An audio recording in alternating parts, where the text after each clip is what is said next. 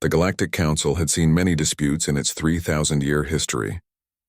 Trade disagreements, territorial claims, resource allocation conflicts, all manageable through diplomacy and careful negotiation.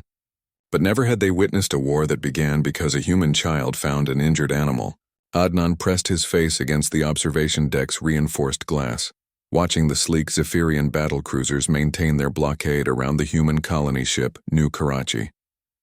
The 12-year-old's breath fogged the surface as he counted the alien vessels for the 100th time that day. 37 ships, each one capable of reducing their modest transport to space dust. Still watching them?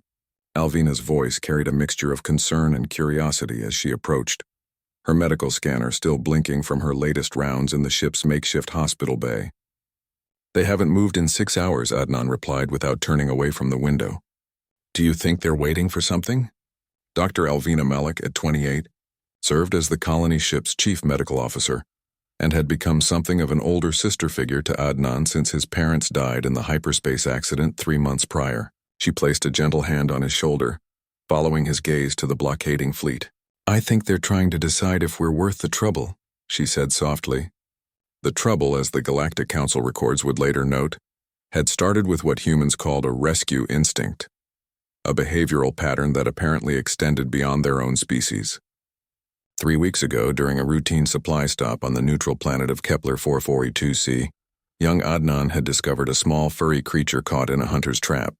The animal, no larger than a house cat, had been bleeding and crying in distress. What Adnan didn't know was that he had stumbled upon a Zephyrian Cathani, a sacred cub belonging to the apex predator species that ruled 12 star systems.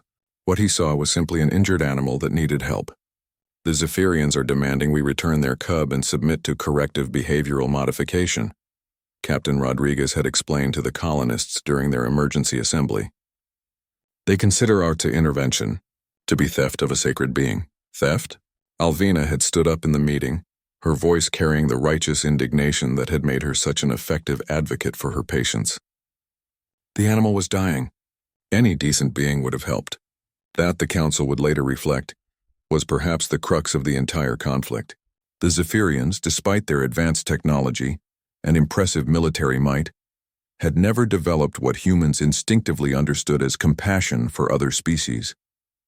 In their culture, interfering with the natural selection process, even to save a dying cub, was considered an affront to the cosmic order. Now, 3 weeks later, the Cathani had made a full recovery under Alvina's care. The small creature had taken to following Adnan around the ship, its silver fur gleaming and its large, intelligent eyes watching everything with curious interest. The colonists had grown fond of what they'd nicknamed Shadow, though they understood the implications of keeping it. Dr. Malik, to the bridge, please. The intercom crackled to life, interrupting Alvina's thoughts. She found Captain Rodriguez staring at a holographic display, showing dozens of new ship signatures appearing at the edge of the system. But these weren't Zephyrian vessels. What am I looking at, Captain? Apparently, Rodriguez said with a grim smile, word has spread about our little standoff. Those are ships from the Terran Defense Coalition, the Centauri Alliance, and he paused, checking his readings, 3 other human colonies. On the main view screen, Admiral Sarah Chen's weathered face appeared from the bridge of the TDC flagship Himalaya. Captain Rodriguez, this is Admiral Chen. We've come to escort you home. The Zephyrian response was immediate. Their fleet commander, a towering reptilian being named Vexthor, opened a channel to all ships in the system. Humans of the Terran systems withdraw immediately. This is a matter of Zephyrian law. The thieves must face justice. Admiral Chen's reply would later be studied in military academies across human space as a masterclass in diplomatic steel. Commander Vexthor, no human child will be punished for showing mercy to an injured animal. Not today, not ever. If you want them, you go through us. What followed was a tense standoff that lasted 18 hours.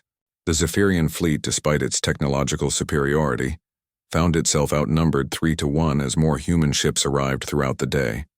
Mining vessels, cargo haulers, private yachts, and military escorts, all converging on Kepler 442c's orbital space. The war that everyone expected never came. Instead, it was Adnan who resolved the crisis. The boy had been quietly observing the Zephyrian communications, using the ship's translation matrix to understand their language. What he discovered changed everything. Alvina, he said, running to find her in the medical bay where she was tending to Shadow. I think I know why they're so angry. What do you mean? Listen to this. He activated a recording of the Zephyrian communications. Through the translation matrix, Vexthor's voice emerged. The small one grows weak without its pack. It cries for its mother in the dark cycles. The humans do not understand. They have stolen its soul from the eternal hunt. Alvina's medical scanner had been tracking Shadow's vital signs for weeks, but she suddenly understood what the readings meant. The cub wasn't just homesick, it was dying of loneliness. Within 6 hours, Shadow was transferred to a Zephyrian medical vessel via shuttle. The reunion between the cub and its mother was broadcast across the system, showing the massive Zephyrian matriarch gently nuzzling her offspring while purring a deep, resonant song. But the real surprise came when Vexithor requested a private channel with the human fleet. Your young one, he said, his reptilian features somehow managing to convey respect. He understood what we could not say. The Cathani was dying not from its injuries but from separation from its family. We did not know how to explain this to beings who had never felt the pack bond. Admiral Chen's response was simple. That's what humans do, Commander. We protect the things that can't protect themselves. 3 months later, the Galactic Council established the Kepler Accords, guidelines for interspecies animal rescue operations. The war that began over a cub had ended with an entirely new understanding of what it meant to be humane, in a galaxy full of different forms of intelligence. Adnan never forgot the lesson he learned that day. Sometimes the greatest battles are won not with weapons, but with the simple act of caring for something smaller than yourself. And somewhere in Zephyrian space, a young Cathani grew strong with its pack, carrying within it the memory of gentle human hands that had once saved its life. The galaxy, it seemed, had room for both strength and compassion after all.